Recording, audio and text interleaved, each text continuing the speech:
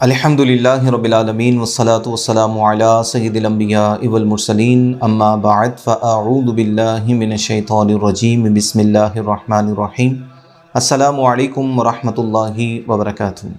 ناظرین کرام، امید ہے آپ خیریت سے ہوں گے۔ اللہ رب العزت آپ کے روزے تراویح دیگر عبادات کو قبول فرمائے۔ آج کی نماز تراویح میں ہم نے 30ویں پارے کا پہلا آدھا سماعت فرمایا۔ اس میں مختلف صورتیں آپ نے سماعت فرمائی۔ آج درس کے لیے جس صورت کا انتخاب کیا گیا وہ سورۃ الغاشیہ ہے۔ سورۃ الغاشیہ کے آغاز سے پہلے ہم سورہ تغابن کی کچھ آیتیں آپ کے سامنے تلاوت کرتے ہیں، جس میں اللہ رب العزت نے ارشاد فرمایا یسبح للہ ما فی السماوات وما فی الارض، جو کچھ آسمانوں میں ہیں اور جو کچھ زمین میں ہیں سب چیزیں اللہ رب العزت کی پاکی بیان کرتی ہیں۔ لہ الملک و لہ الحمد، اسی کے لیے بادشاہت ہے اور اسی کے لیے ساری تعریفیں ہیں۔ وہو علی کل شیء قدیر، اور وہ ہر شے پر خوب قادر ہے۔ اس کے بعد اللہ تعالیٰ نے انسان کی تخلیق کا ذکر کیا اور فرمایا هو الذی خلقکم، وہی ہے جس نے تمہیں پیدا کیا۔ فَمِنْكُمْ کافر، اور تم میں سے کچھ کافر ہوئے۔ وَمِنْكُمْ مُؤْمِن، اور تم میں سے کچھ مومن ہیں۔ وَهُوَ اللَّهُ بِمَا تَعْمَلُونَ بَصِيرٌ، اور اللہ تعالیٰ تمہارے کاموں کو خوب جانتا ہے۔ ناظرین ذی وقار، اللہ رب العزت ہی حمد کے قابل ہے اور اسی کے لیے ہی پاکیزگی ہے۔ اس نے انسان کو پیدا کیا اور انسان میں دو گروہ سامنے آئے۔ کچھ کافر ہوئے جو اللہ کے وجود کا انکار کرتے ہیں، اللہ کا انکار کرتے ہیں، اللہ کے ساتھ کسی کو شریک ٹھہراتے ہیں، انبیاء علیہ السلام کا انکار کرتے ہیں، اور کچھ اللہ تعالیٰ کو مانتے ہیں، انبیاء علیہ السلام پر ایمان رکھتے ہیں، اللہ تعالیٰ کی نازل کردہ باتوں کو دل و جان سے تسلیم کرتے ہیں اور اطاعت و فرمانبرداری میں زندگی گزار رہے ہیں۔ ان دو گروہوں کا ذکر ہے، ان میں سے کامیاب کون ہے؟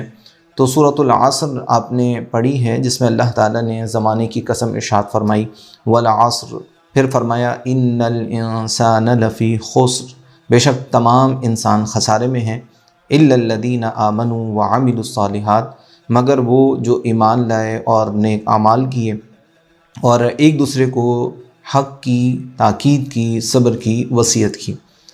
ناظرین ذی وقار، کامیابی اللہ رب العزت پر ایمان لانے، نبی پاک علیہ الصلوۃ والسلام کی تصدیق کرنے میں ہے۔ جو اللہ اور اس کے رسول کی اطاعت کرے وہی کامیاب ہے، اور جو اطاعت نہ کرے، فرمانبرداری نہ کرے، تو اس کے لیے تباہی ہے، رسوائی ہے۔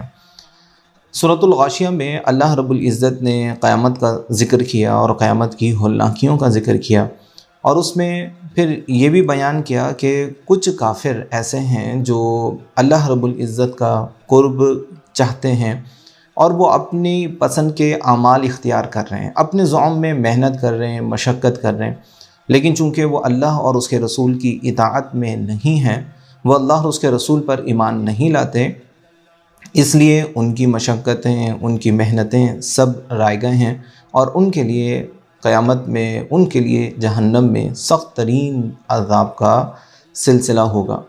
اور وہ لوگ جو اللہ اور اس کے رسول پر ایمان لائے، جنہوں نے اطاعت و فرمانبرداری میں زندگی گزاری، ان کے لیے قیامت کا دن بھی بہت ہی عظیم اور خوشی کا دن ہوگا، اور جنت بھی ان کا عظیم استقبال کر رہی ہوگی۔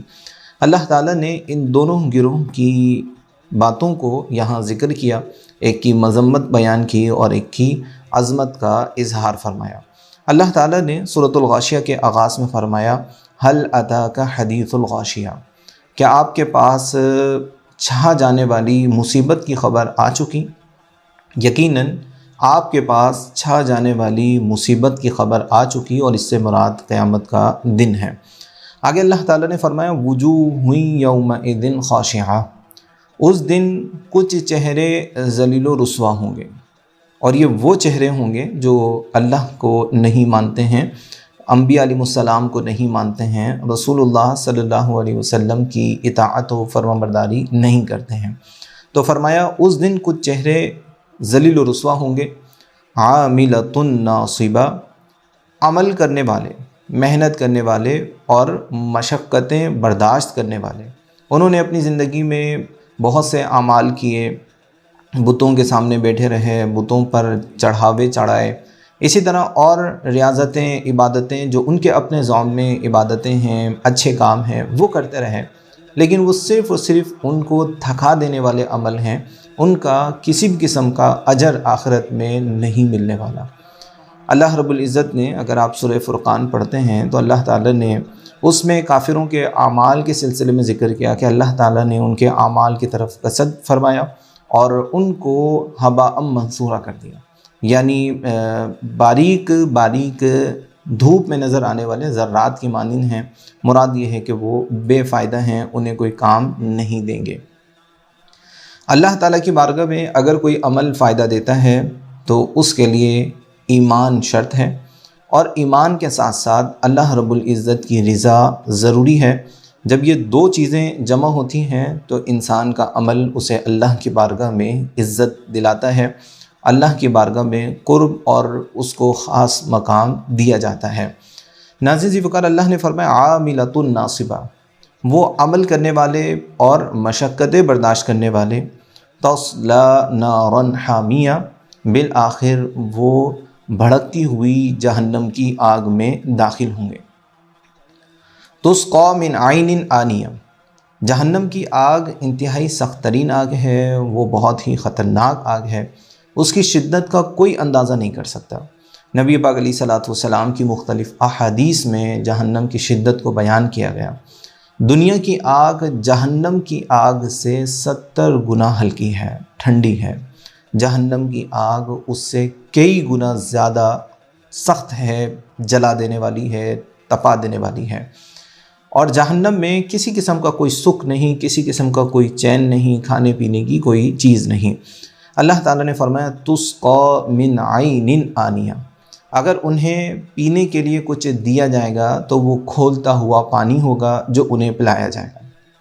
تو جہنمیوں کو کھولتا ہوا پانی پلایا جائے گا، گرم گرم، انتہائی شدید گرم پانی پلایا جائے گا۔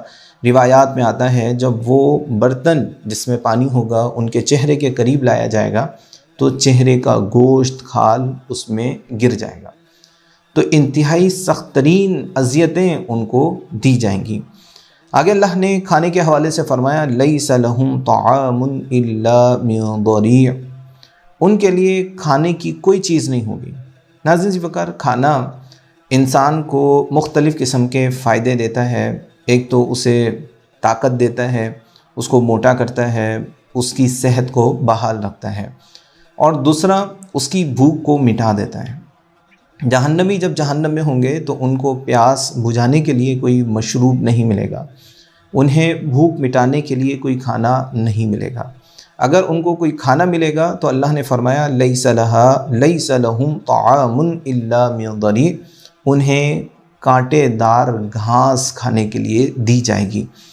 لا یسمن ولا یغنی من جوع، جس میں صرف اور صرف تکلیف ہوگی، اذیت ہوگی، پریشانی ہوگی۔ لا یسمن، وہ ان کو موٹا نہیں کرے گی، ان کو صحت مند نہیں کرے گی، ان کے بدن کی کمی کو پورا نہیں کرے گی۔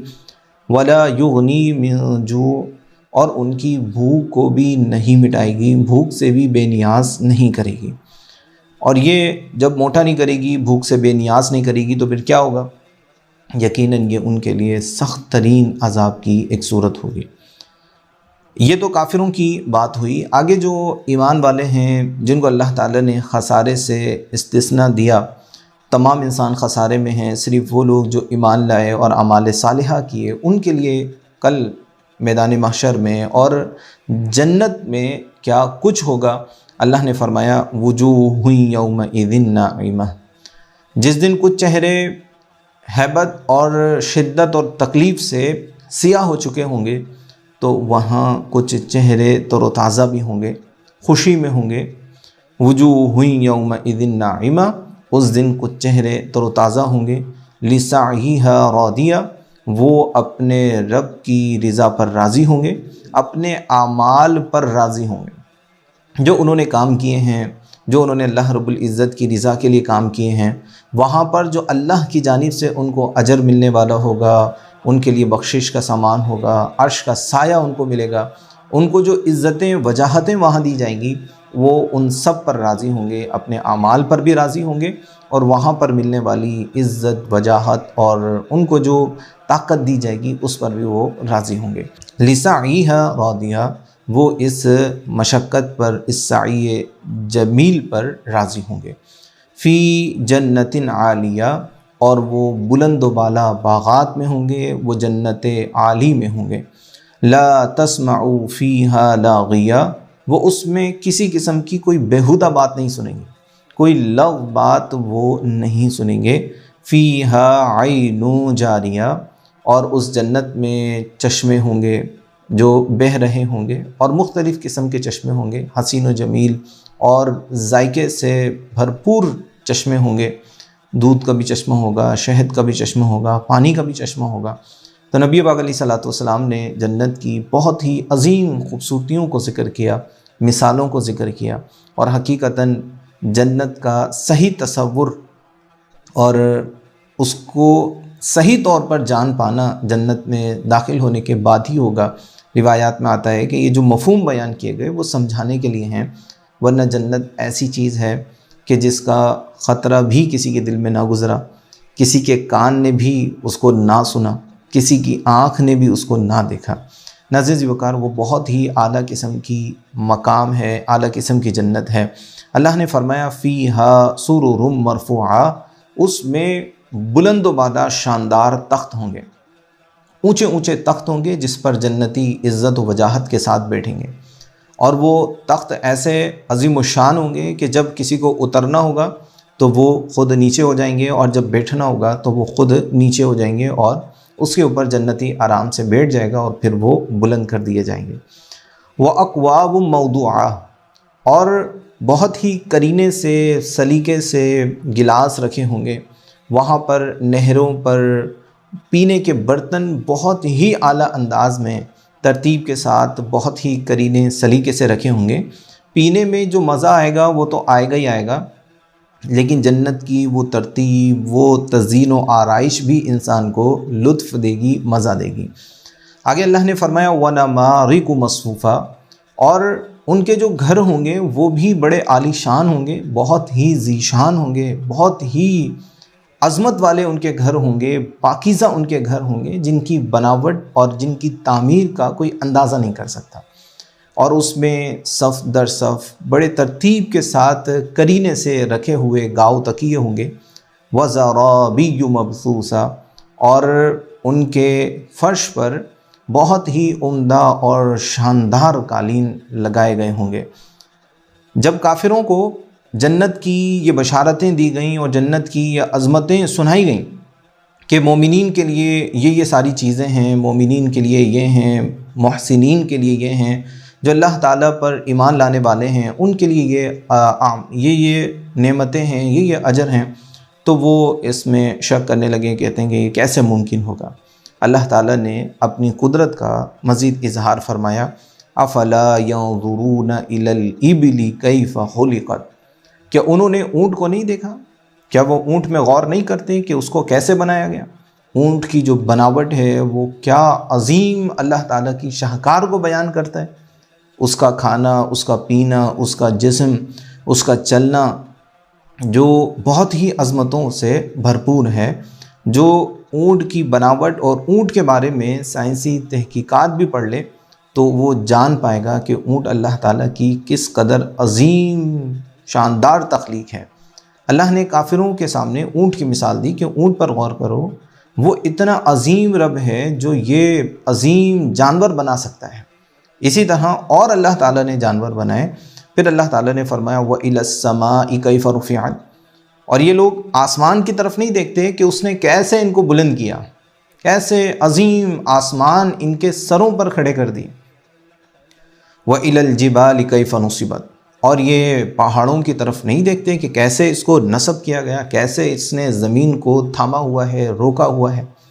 وَإِلَى الْأَرْضِ كَيْفَ سُطِحَتْ، کیا یہ زمین کی طرف نہیں دیکھتے کہ اس کو کیسے پھیلایا گیا ہے، کس طرح انسان اس پر رہ رہا ہے، کس طرح اللہ نے رہنے کے قابل ان کو زمین عطا فرمائی۔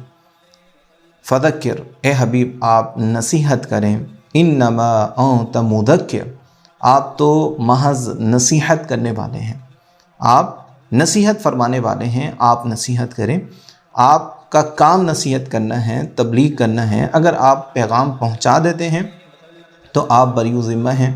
یہ کافر اس سے ہدایت حاصل کرتے ہیں تو ان کے لیے فائدہ ہوگا، اگر ہدایت حاصل نہیں کرتے تو نقصان ان کا ہوگا، آپ پر ان کا وبال نہیں آئے گا۔ تو آپ نصیحت کریں، انما انت مذکر، محض آپ نصیحت فرمانے والے ہیں، لست علیہم بمسیطر، آپ ان پر زبردستی کرنے والے نہیں ہیں، سختی کرنے والے نہیں ہیں۔ مفسرین فرماتے ہیں کہ یہ آیت قتال سے منسوخ آیت ہے۔ پھر اللہ نے فرمایا الا من تولی وکفر، بہرحال جو پھرا، جو نبی کی بارگاہ سے پھر گیا اور اس نے کفر کیا، اللہ کی بارگاہ میں وہ نہ جھکا، اللہ رب العزت کے احکامات پر یقین اور عمل نہ کیا، نبی پاک علیہ الصلوۃ والسلام کی غلامی کو اختیار نہ کیا، آپ کے دامن سے، آپ کی بارگاہ سے وہ منسلک نہ رہا، پھر گیا اور کفر کیا، پھر اللہ نے فرمایا کہ اس کے ساتھ کیا ہوگا، فَيُعَذِّبُهُ اللَّهُ الْعَذَابَ الْأَكْبَرَ، تو اللہ تعالیٰ اسے بہت بڑا عذاب دے گا۔ اِنَّ إِلَيْنَا إِيَابَهُمْ، بے شک انہیں ہماری ہی طرف آنا ہے۔ تو اللہ تعالیٰ نے انسان کو پیدا فرمایا اور انسان کی ہدایت کے لیے مختلف اسباب عطا فرمائے، ان میں سے انبیاء علیہ السلام کو اللہ رب العزت نے ان کے درمیان بھیجا، ان کو بتایا گیا، ان کو سمجھایا گیا، ہر طرح کی حجتیں ان پر تام ہو گئیں۔ اب اگر کوئی نہیں آتا ہے تو اللہ نے فرمایا کہ انہیں بالآخر ہماری ہی بارگاہ میں آنا ہے، ان الینا ایابہم، بے شک ہماری ہی طرف ان کو لوٹنا ہے، پلٹنا ہے، ثم ان علینا حسابہم، پھر بے شک ہمارے ہی ذمے ان کا حساب کرنا ہے۔ تو جب انسان قیامت کے دن پہنچے گا تو اللہ تعالیٰ حساب لے گا، ہر فرد سے حساب لے گا، ہر نعمت کے بارے میں پوچھا جائے گا، ہر چیز کے بارے میں وہاں پر سوال کیا جائے گا۔ تو جو اللہ تعالیٰ پر ایمان لانے والے ہیں، اعمال حسنہ صالحہ کرنے والے ہیں، اللہ تعالیٰ ان کو عزت عطا فرمائے گا، وجاہت عطا فرمائے گا، اور جو اللہ پر ایمان لانے والے نہیں ہیں، جو اطاعت و فرمانبرداری کرنے والے نہیں ہیں، تو وہ خسارے میں ہیں، جس کا ذکر سورہ عصر میں بھی اللہ نے فرمایا کہ ان الانسان لفی خسر، بے شک تمام انسان خسارے میں ہیں، الا الذین آمنوا وعملوا الصالحات وتواصوا بالحق وتواصوا بالصبر، تو جو ایمان لائے وہ خسارے سے بری ہے، جو اعمال صالحہ کرے وہ خسارے سے بری ہے، جو صبر کی، حق کی وصیحتیں نصیحتیں کرے۔ تو جو اللہ رب العزت کی بارگاہ میں مقبول بندہ بننے کی کوشش کرے گا، جو تقوی اور پرہیزگاری کی صفت سے متصف ہوگا، تو وہ یقیناً دنیا اور آخرت دونوں میں عزتیں اور کامیابیاں حاصل کرے گا، اور جو ایسا نہیں کرے گا تو اس کے لیے شدید رسوائی ہے، دنیا میں بھی اور قبر میں بھی، میدان محشر میں بھی، اور پھر جہنم میں تو اس کے لیے ایسے عذاب ہیں جن کا کوئی تصور بھی نہیں کر سکتا۔ ناظر جی وقار، قرآن مجید فرقان حمید کو اسی طرح ذوق و شوق کے ساتھ سماعت کیجیے، اس کا مطالعہ کیجیے، مستند تفاسیر کو اپنے مطالعے کا حصہ رکھیے، اس سے ہدایت حاصل کرنے کی کوشش کیجیے۔ جو اعمال اور افعال آپ نے رمضان میں شروع کیے، اور وہ افعال و اعمال ایسے ہیں جو رمضان کا خاصہ نہیں ہیں، تو انہیں اپنی عام زندگی میں ضرور جاری رکھیں۔ جیسے 5 وقتہ نماز ہے، بہت سے ایسے مسلمان ہیں جو عام دنوں میں نمازیں نہیں پڑھتے، لیکن رمضان میں وہ نمازوں کا ذوق و شوق آتے ہیں۔ تو آپ میں سے اگر کوئی ایسے ہیں جو رمضان سے پہلے نمازی نہیں تھے اور رمضان میں انہوں نے نمازیں پڑھی ہیں، تو رمضان کے بعد بھی انہیں چاہیے کہ وہ اپنی نمازوں کو جاری رکھیں۔ اور کوئی ایسے ہیں جنہوں نے رمضان میں بھی نمازیں نہیں پڑھی ہیں، انہیں ان آیات کو بار بار سننا چاہیے، ان کو پڑھنا چاہیے، ان کو دیکھنا چاہیے، اللہ تعالیٰ کے قہر، غضب اور عذاب کی آیات کا مطالعہ کرنا چاہیے، اور وہ کیفیات اپنے اوپر تھوڑی دیر کے لیے طاری کرنے کی کوشش کرنی چاہیے کہ آخر وہ عذابات ہیں کیا۔ اگر ہم اللہ کی نافرمانی کرتے ہیں تو کہیں ایسا نہ ہو کہ اللہ کے غضب کا نشانہ بن جائے۔ تو ناظرین، سوچئے، غور کیجئے، اللہ تعالیٰ مجھے اور آپ ہم سب کو شریعت پر عمل کرنے کی توفیق عطا فرمائے۔ وما علینا الا البلاغ المبین۔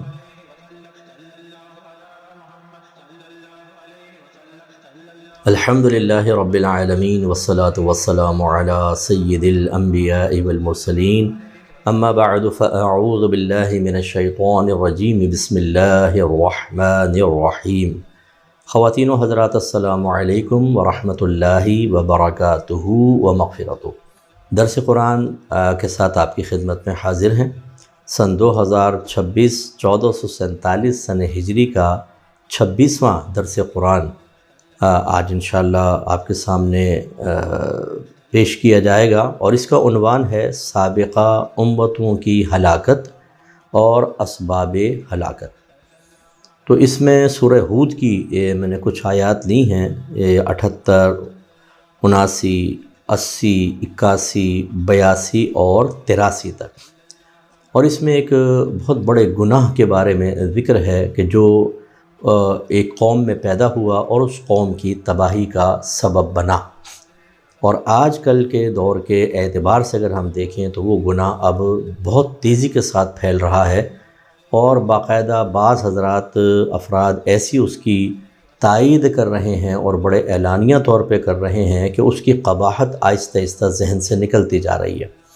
یعنی یہ کوئی بری چیز نہیں ہے، ٹھیک ہے، ہوتا ہے، ہو جائے تو کوئی مسئلہ نہیں ہے، اور وہ ہے مرد کا مرد سے اپنی خواہش کو پورا کرنا۔ تو یہ جو ہے مطلب جس کو عربک میں لواطت کہا جاتا ہے، بہت ہی بڑا گناہ کبیرہ ہے، اللہ تبارک و تعالیٰ کی ناراضگی کا سبب ہے۔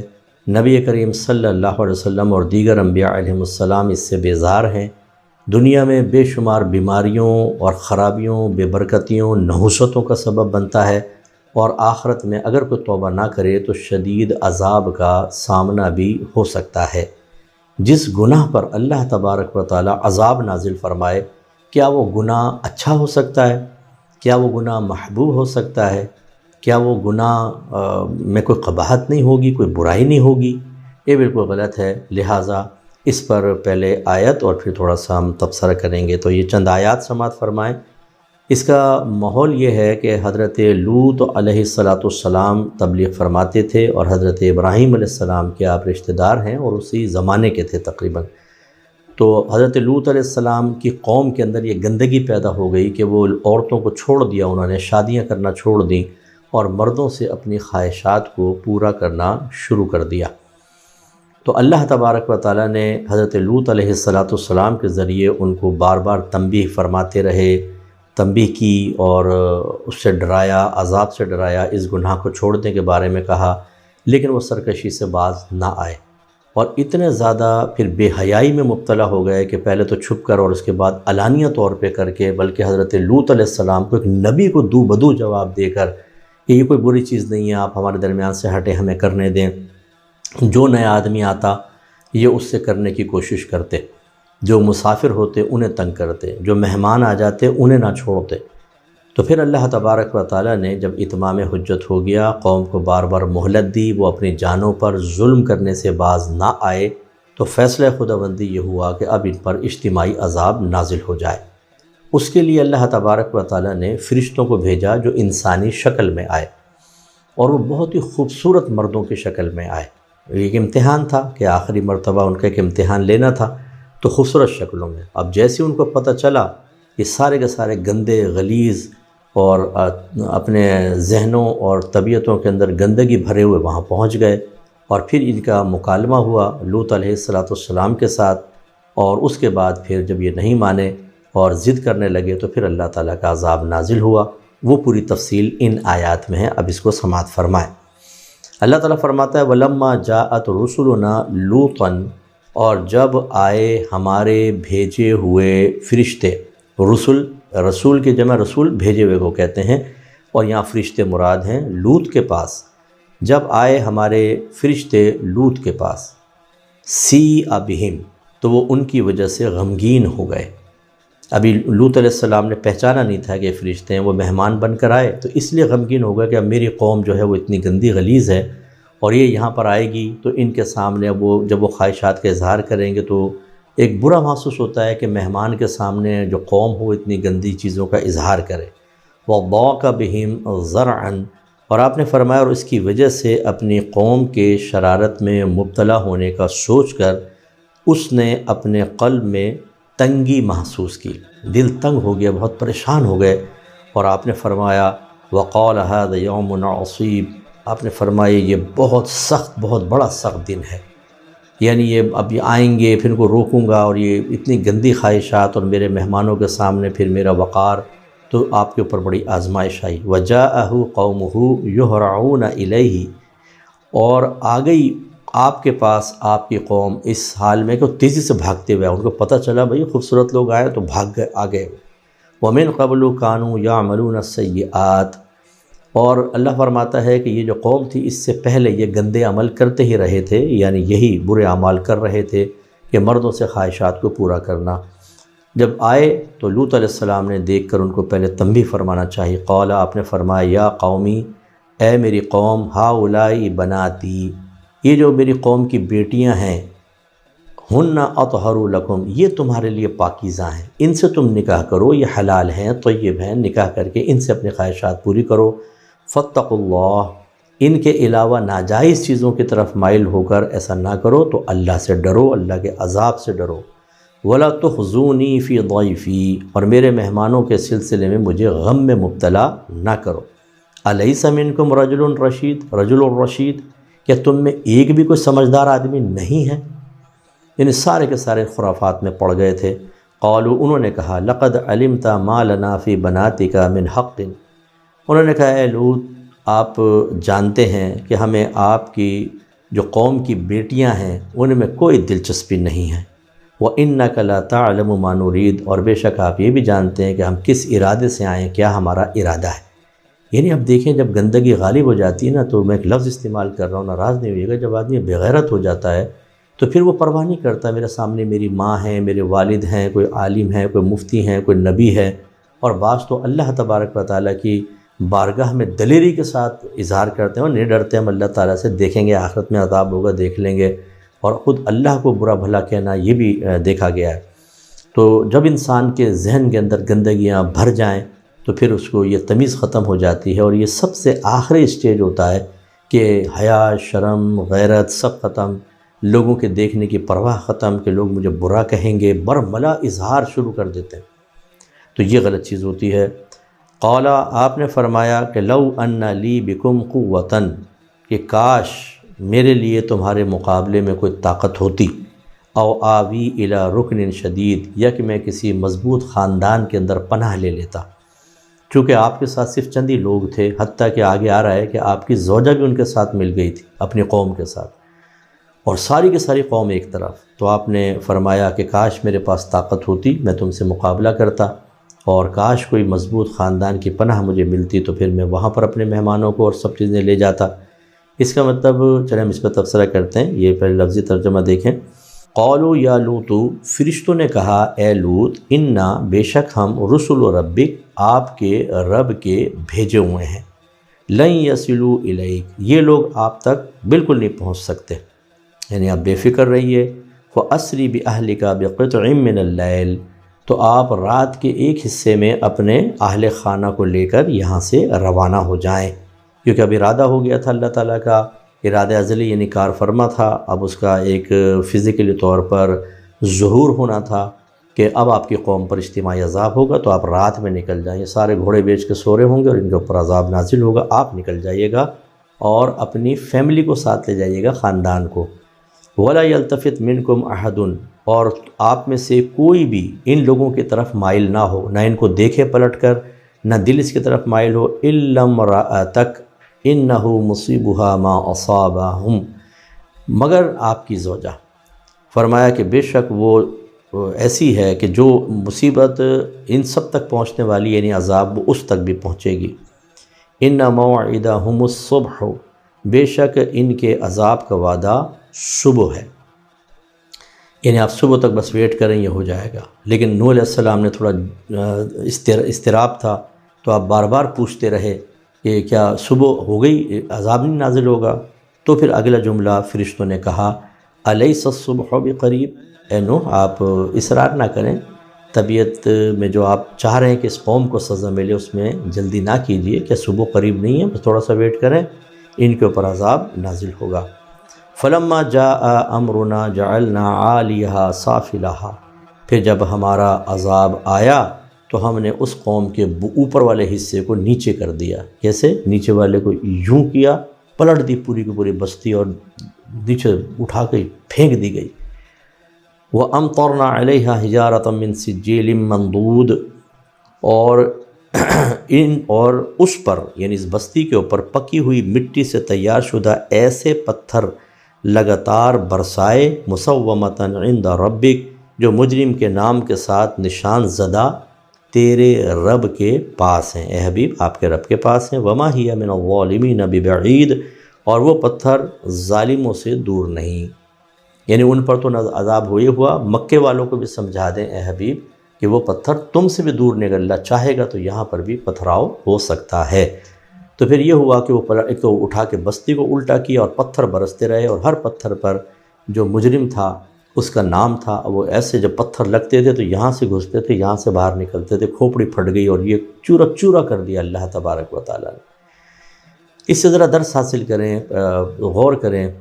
بعض اوقات انسان اپنی طبیعت کے تابع ہو جاتا ہے اور یہ کیفیت اتنی غالب ہو جاتی ہے کہ پھر اس کو مطلب صفائی، گندگی، صحیح غلط، ہدایت گمراہی کی کوئی تمیز نہیں رہتی ہے۔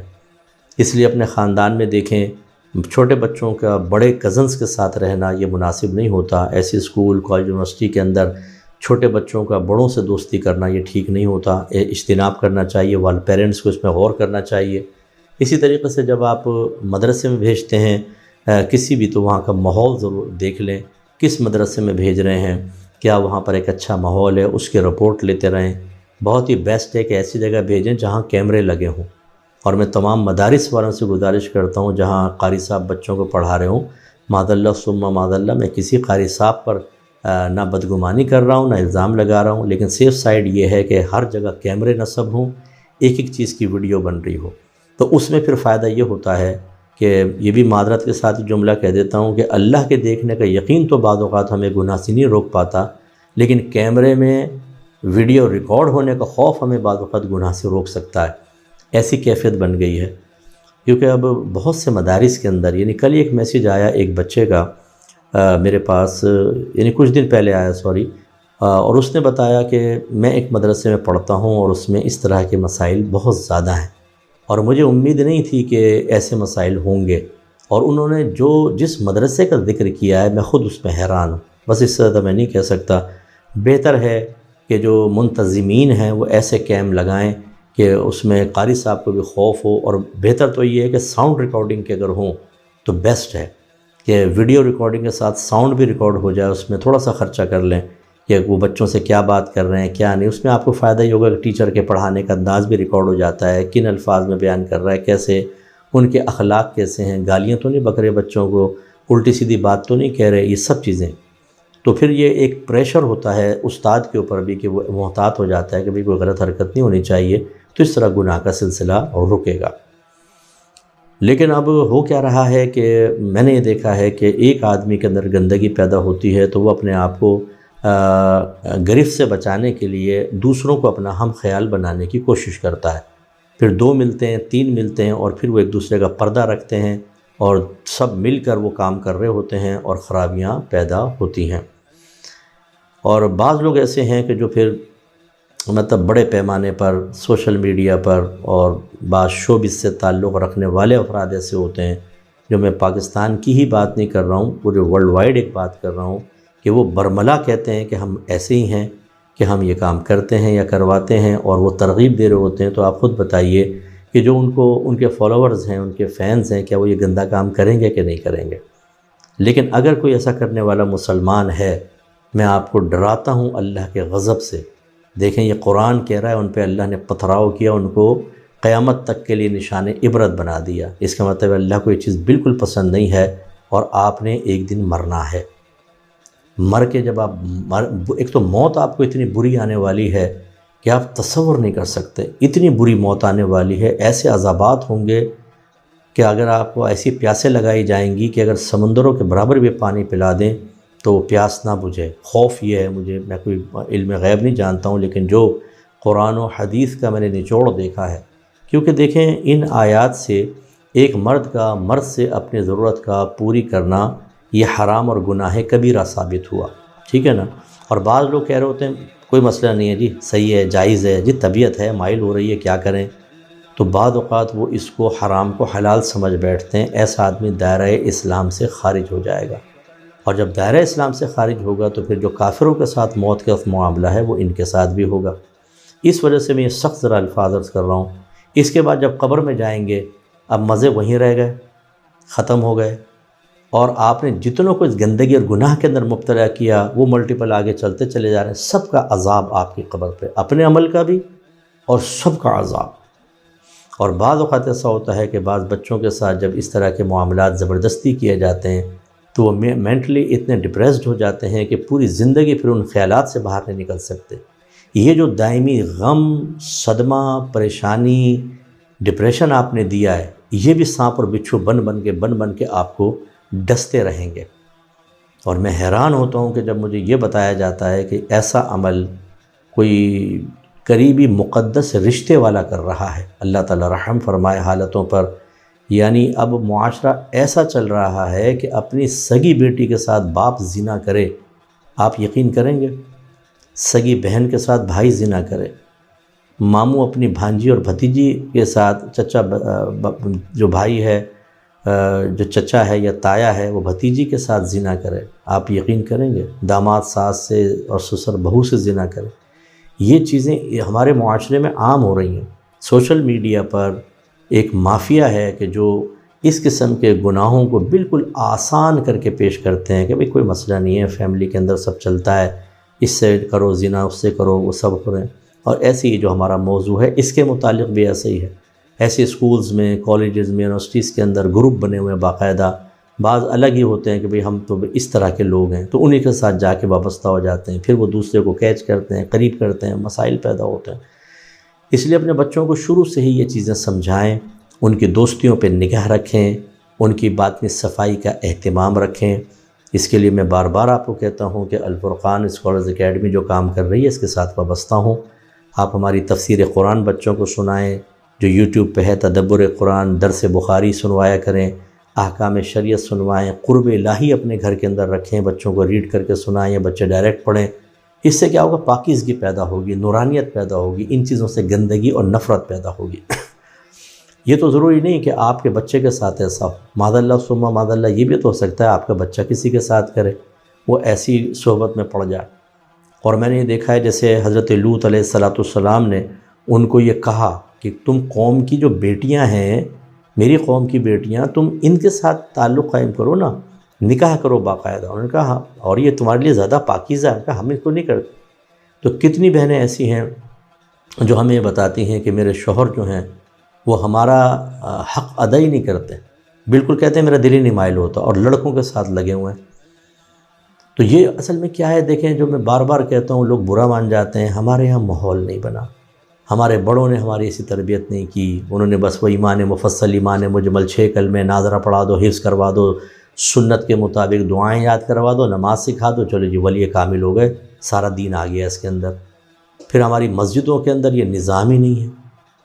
کوئی آپ دیکھتے ہیں کہ کوئی تربیتی کلاس ہو رہی ہو کسی مسجد کے اندر، بڑی بڑی اہل سنت کی مسجدیں ہیں، وہی 11ویں 12ویں تیجا 40واں ختم قادریہ، آیت کریمہ کا ورد، درود پاک کی محافل ہو رہی ہیں صاحب، نعت خوانیوں کی محافل ہو رہی ہیں، شب برات، شب معراج، فلاں فلاں۔ منع نہیں ہے، ٹھیک ہے، مستحبات ہے، لیکن کوئی تربیت کا اہتمام بھی ہے۔ ان تمام چیزوں میں آنے کے بعد بچوں کا ذہن ایسا بن جائے گا، گندگی نکل جائے گی، احکام بھی معلوم ہو جائیں گے، عالم بھی بن جائیں گے، مفتی بھی بن جائیں گے۔ نہیں، بڑی بڑی مسجدیں ہیں لیکن تربیت کا اہتمام بالکل بھی نہیں ہے۔ تو آپ ہماری طرف آئیے اور الفرقان اسکالرز اکیڈمی سے اپنے بچوں کو وابستہ کریں اور ان کو شارٹ کورسز کروائیں، فرض علوم کورس کروائیں، جیسے میں نے کہا کہ ہماری کتابیں اور یہ پروگرام دکھائیں، کیونکہ میرا پروگرام تقریباً جتنی بھی، جیسے اب تدبر قرآن میں آپ کو کہہ رہا ہوں تفسیر کا پروگرام ہے، ہم اس میں نہ صرف ترغیب دیتے ہیں بلکہ اعصابی لحاظ سے بچوں کو مضبوط کرتے ہیں، مینٹلی مضبوط کرتے ہیں، اور دل کے اندر گناہوں کے نفرت ڈالتے ہیں، فائدہ ہوتا ہے، آپ سنوا کر دیکھیں، بہت فائدہ ہوگا۔ اور عقابی نگاہ رکھیں۔ اچھا، اب یہ تو خیر یہاں کا مسئلہ تھا۔ ضمناً ایک بات یہ ہے کہ اب عورت کا عورت کی طرف مائل ہونا یہ بھی بہت خطرناک ہے، اور یہ بھی تیزی کے ساتھ چیز عام ہوتی چلی جا رہی ہے۔ لڑکیاں لڑکیوں کی طرف مائل ہو رہی ہیں، اور جو گندے ذہن کی ہوتی ہیں وہ آہستہ آہستہ دوسرے کو اپنے ذہن کی طرف مائل کرنے کی کوشش کرتی ہیں۔ اچھا، جب میں گندے ذہن کا لفظ استعمال کرتا ہوں تو ہم چاہے گندگی کر رہے ہوں، لفظوں کو بڑا برا سمجھتے ہیں۔ ہمیں دیکھو کہہ دیا گندے ذہن والے، تو بھئی پاکیزہ ذہن والے تو نہیں کہہ سکتے، معذرت کے ساتھ اگر آپ کو یہ بھی برا لگا ہو۔ تو میں ان بچیوں سے بھی گزارش کرتا ہوں کہ کسی بھی وجہ سے خدا نخواستہ اگر آپ کے باطن میں گندگی پیدا ہو گئی ہے اور کسی اور لڑکی کی طرف آپ کا میلان ہو رہا ہے، تو خدا را اس کی طبیعت کو، اس کے ذہن کو گندہ نہ کریں۔ ایک دفعہ آپ اس کو گندگی میں ڈال دیں گے، آپ پیچھے ہٹ جائیں گی، وہ بیچاری اس کی زندگی ختم ہو جائے گی، اور بعض اوقات وہ آپ کے ساتھ انوالو ہو جائے گی، اور اس طریقے سے پھر مردوں کی طرف رغبت رہے گی نہیں، عورت سے اپنی خواہش پوری کرے گی، اور یہ حرام اور گناہ کبیرہ ہے، جیسے مرد کا مرد سے ساتھ تعلق قائم کرنا گناہ کبیرہ ہے۔ اور مجھے حیرت ہوتی ہے کہ جو بچوں کے ساتھ ایسے معاملات کو برملا اسٹیجز کے اوپر، پروگرامز کے اندر، یہ سوشل میڈیا سے تعلق رکھنے والے جو لوگ ہوتے ہیں، بڑے اچھا کر کے پیش کر رہے ہوتے ہیں، آپ کو اتنا خیال نہیں آتا کہ کل آپ کی اولاد کے ساتھ کوئی ایسا کرے؟ تو میرے خیال میں آپ تو کہیں گے جائز ہے، ٹھیک ہے کرو جی، ہم بھی تو کر رہے ہیں، باپ جب کر رہا ہے تو بچے کو کیا منع کرے گا؟ نہیں، ذرہ برابر خیال نہیں۔ آپ معاشرے میں گندگی عام کر رہے ہیں، آپ فتنہ پھیلا رہے ہیں، خرابی۔ آپ کو مرنا نہیں ہے، مرنے کے بعد آپ کو نہیں جانا اللہ تعالیٰ کی بارگاہ کے اندر، میدان معاشر میں کتنی ذلت و رسوائی ہوگی۔ لوط علیہ السلام کی قوم بھی وہاں پر آئے گی، آپ کا انجام اس قوم کے ساتھ ہوگا۔ جو جس قوم سے مشابہت اختیار کرے وہ انہی میں سے ہے۔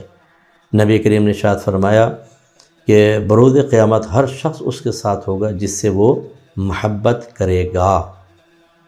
المرء مع من احبہ، ہر شخص اس کے ساتھ ہوگا جس سے اس نے محبت کی ہوگی۔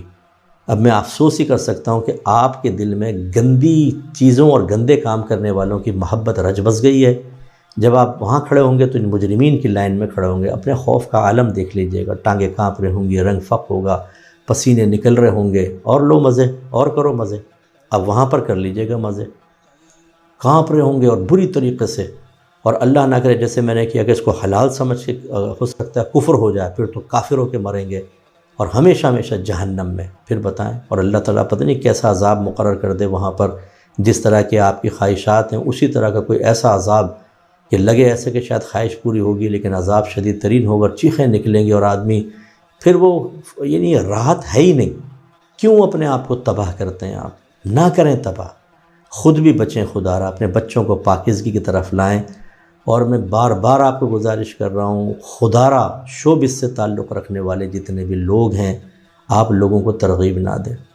آپ یہ کیا ثابت کرنا چاہتے ہیں؟ بہت براڈ مائنڈ ہو گئے ہیں ہم، بڑے وسیع ذہن کے ہو گئے ہیں، ہمیں کوئی برا محسوس نہیں ہوتا، ہم بالکل الگ قسم کے لوگ ہیں، سب بدھو اور بیکار قسم کے لوگ ہیں، ہم ہیں سب سے اپر لیول والے لوگ۔ چلیں آپ نے ثابت کر بھی دیا، مان بھی لیا، لاکھوں لوگ بھی آپ کے ساتھ آ گئے، سارے گندگی میں مبتلا ہو گئے۔ یہ بات تو مانیں کہ اللہ اس کو ناپسند کرتا ہے۔ جب دنیا میں اللہ نے عذاب نازل کیا تو آخرت میں انعام دے گا۔ آپ اس عذاب کے لیے تیار ہیں، اور جتنوں کی آپ ترغیب دیں گے سب کا عذاب آپ کو ہوگا۔ نہ کریں ایسا۔ اگر آپ مسلمان ہیں، آپ نے بھی مرنا ہے۔ جب آپ پہ موت طاری ہوگی نا تو آپ کا رنگ ختم ہو جائے گا، آپ کے جو چہرے پہ ابھی یہ جو تھوڑا سا آپ نے ایکسرسائزز وغیرہ کر کے اور ڈائٹ وغیرہ اپنی اچھی کر کے سب اچھا کیا ہوا ہے نا، مردنی چھائی ہوگی، نحوست چھائی ہوگی، اتنی گندی موت آتی ہے اس گندگی میں وابستہ لوگوں کو کہ کچھ انتہا نہیں، اور اٹھا کے قبر میں پھینک دیں گے آپ کو۔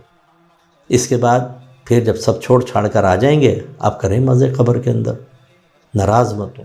یہ زندگی مختصر سی ہے، اور بعض تو میں نے دیکھا ہے کہ عمر کے آخری اسٹیج پر چل رہے ہیں، مستیاں ختم نہیں ہو رہی۔ یعنی ایسے لوگ ہیں یہ تو کہ مجھے بظاہر ایسا لگتا ہے کہ توبہ کی توفیق بھی نہیں ملے گی، کہ آخری ٹائم میں بھی گناہ، وہ بھی اعلانیہ گناہ، اور ترغیب دوسروں کو جرأت مند کرنا، تم بھی کرو، بچوں تم بھی کرو، نوجوانوں تم بھی کرو، لڑکوں تم بھی کرو، لڑکیاں تم بھی کرو، کہ ہم بھی تو کر رہے ہیں، ہمارے جیسے دلیر بنو۔ کس قدر بری بات ہے۔ اب اس پہ بھی مجھے 10 گالیاں دے لیجئے گا، برا بھلا کہہ لیجئے گا، کوئی بات نہیں۔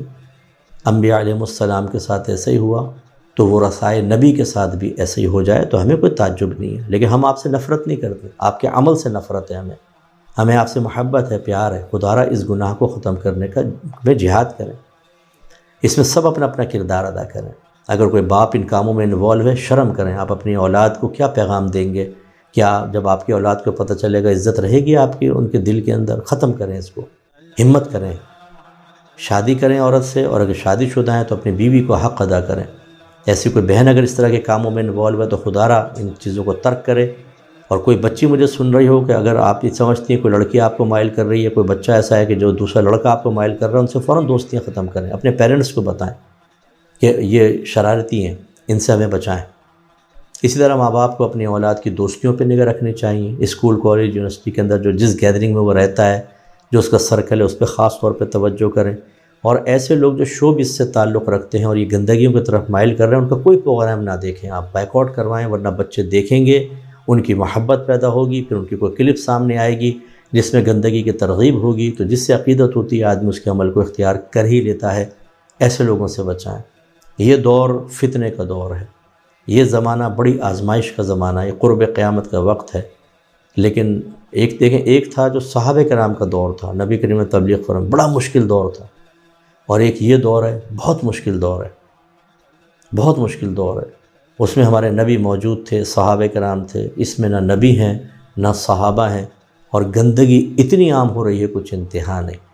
اسی طریقے سے جیسے میں نے عرض کیا کہ جو ادارے چلانے والے ہیں، کوئی بھی محتمم ہیں، منتظمین ہیں، کیم لگائیں، ہر جگہ کیمرے لگائیں تاکہ گندگیاں ختم ہوں، ریکارڈ میں آئیں، اور سخت سزائیں جاری کریں۔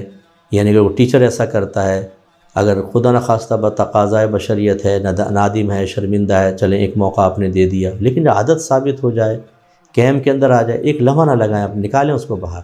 ایسے جو بچے اس قسم کے ہوتے ہیں کہ بعض اس گندگی میں ملوث ہو کے دوسروں کو مائل کر رہے ہو تو ان کو نکالیں باہر۔ اس کے لیے جہاد کریں، بہت ضروری ہے، ورنہ ہمارے نبی کریم صلی اللہ علیہ وسلم کی برکت سے دنیا میں تو عذاب نازل، اجتماعی عذاب نازل نہیں ہوگا، ہاں فردن ہو سکتا ہے، کسی کو مارا جائے، کسی کو پیٹا جائے، کسی کو جیل ہو جائے، کسی کی خدا نخواستہ بدنامی ہو جائے، اور یہ کہ مر کر وہ عذاب بھگتے، یا دنیا میں اللہ اس کو کوئی سزا دے دے۔ اجتماعی طور پر اس امت پر عذاب نازل نہیں ہوگا۔ ما کان اللہ لیعذبہم وانت فیہم، اے حبیب، اللہ کی یہ شان نہیں کہ آپ ان کے درمیان موجود ہوں اور اللہ تعالیٰ انہیں اجتماعی عذاب میں مبتلا کر دے۔ یہ میرے نبی کے قدموں کی برکت ہے، اور اسی نے دلیر کر دیا بہت ساروں کو، ورنہ اس طرح کے عذابات اگر بستیوں پہ نازل ہوتے اور ہیروئنچی اڑ جاتے، یہ گندگی کرنے والے اڑ جاتے، خراب کام کرنے والے اڑ جاتے، ان پہ عذاب نازل ہوتا تو سب ڈر جاتے۔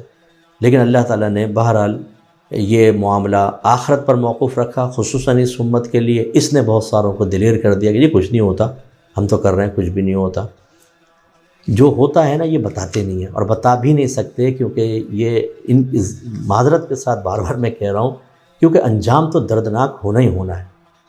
یہ بڑی آزمائشوں کے اندر سامنا کرتے ہیں، اور موت جو ہوگی نا وہ بڑی دردناک ہونے والی ہے، بہت دردناک، اور عذاب قبر بہت شدید ہونے والا، جو ہم نے احادیث کے اندر پڑھا ہے، جو معراج میں سرکار نے دیکھا، اور پھر میدان محشر کی ذلت و رسوائی دیکھنے والی ہوگی۔ انہی فینس کے سامنے ذلیل اور رسوا ہو کے اللہ تعالیٰ ناراض ہوا، جہنم میں ڈالے گا، اور سخت عذاب وہاں پر ہوگا۔ اللہ تعالیٰ سمجھ کی توفیق عطا فرمائے۔ ایک آیت اور لے لیتے ہیں، اور اس میں اجتماعی طور پر ایک اللہ تبارک و تعالیٰ نے قوموں کا تذکرہ کیا اور عذاب کا تذکرہ کیا، تو میں اس کو بس کر کے اپنا بیان ختم کروں گا۔ یہ سورہ پہلی جو تھی سورہ ہود تھی، اور اب جو ہے سورہ عنکبوت کی آیت ہیں، جو 40 نمبر آیت ہے، 40 نمبر۔ اس میں اللہ تعالیٰ نے ارشاد فرمایا، وَقَارُونَ وَفِرْعَوْنَ وَحَامَانَ، اور ہم نے قارون اور فرعون اور حامان کو بھی ہلاک کیا۔ وَلَقَدْ جَاءَهُم مُوسَىٰ بِالْبَيِّنَاتِ، اور بے شک موسیٰ ان کے پاس واضح نشانیوں کے ساتھ تشریف لائے۔ فَاسْتَكْبَرُوا فِي الْأَرْضِ، تو انہوں نے زمین میں تکبر کیا۔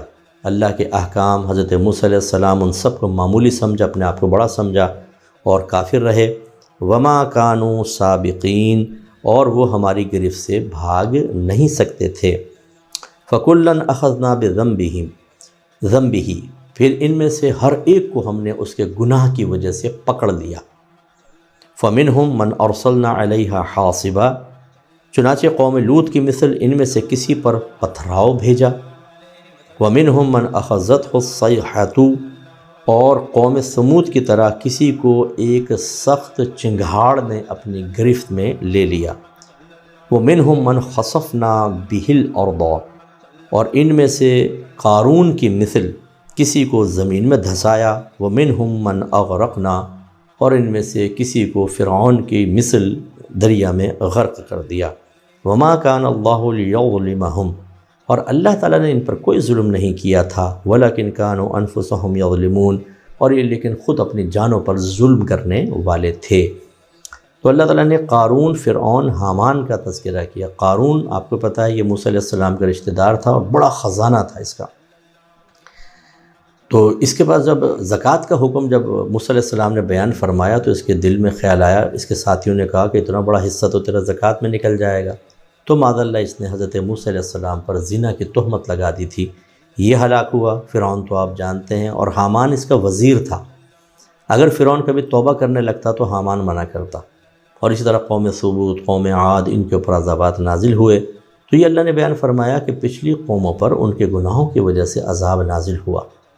تو اب اس پہ اندازہ کر لیں کہ ہم پر اتنے ہم گناہ کر رہے ہیں، ہم پر عذاب نازل کیوں نہیں ہوتا؟ یہ صرف نبی کریم صلی اللہ علیہ وسلم کے قدموں کی برکت ہے، اس وجہ سے نہیں ہوتا، ورنہ ہلاکت اور تباہی میں کوئی کمی ہم نے بھی نہیں چھوڑی ہے۔